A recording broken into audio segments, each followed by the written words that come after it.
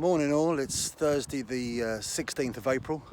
This is the third in our series of course video blogs, just keeping you all updated while you guys are away.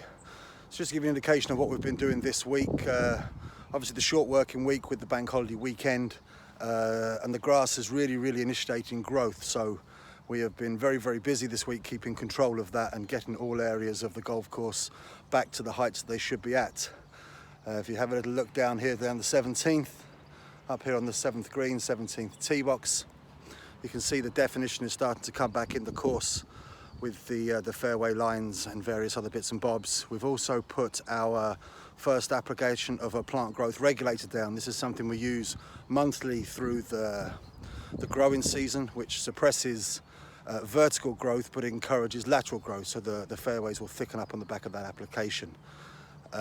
It's quite cool this morning. We have had a couple of really nice days. Today's definitely a bit chillier.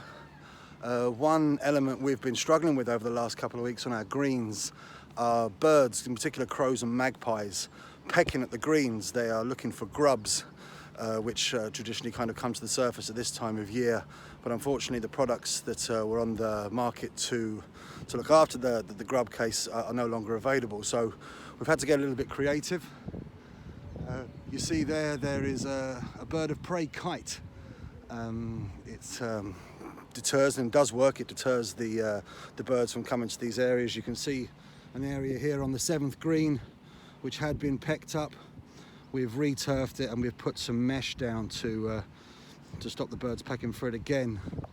In reality, this week has been a bit less of a problem. The last 2 or 3 weeks have been quite a significant issue for us, and we've been repairing them as we go. But hopefully over the next couple of weeks, with the combination of the kites, and we've got about 4 of them that we rotate around the course, moving them every day from various green to green or beside each green.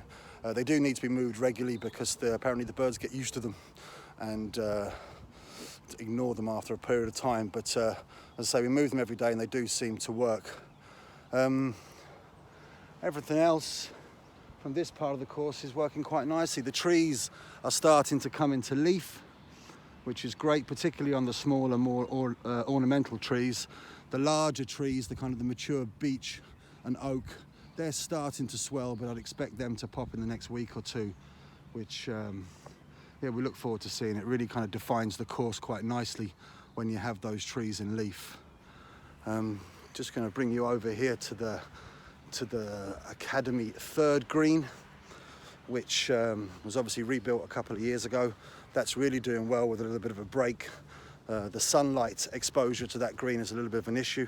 It doesn't really see sun for the best part of 3 months of the year. We have done some thinning around the area, but it's doing well with the break, and we're treating that one slightly differently. That gets a little bit of extra product application just to ensure its strength. The new tee boxes that we levelled over the winter, we're starting to work the heights of cut down on those. This is the ladies' tee on the par 5, the first par 5 in the outer 6. We're giving them top dresses and bringing the heights down, so you'll be on them by the time you come back, which is great. You see there with another kite beside this green. And they are working well, actually. They're a bit of a pain because in high winds they get tangled up and you have to keep untying them and repairing them, but they are well worth the effort. So just finishing up here on what we used to call the 21st green. It's the Sheehan 7th. I say we've got some good grass density.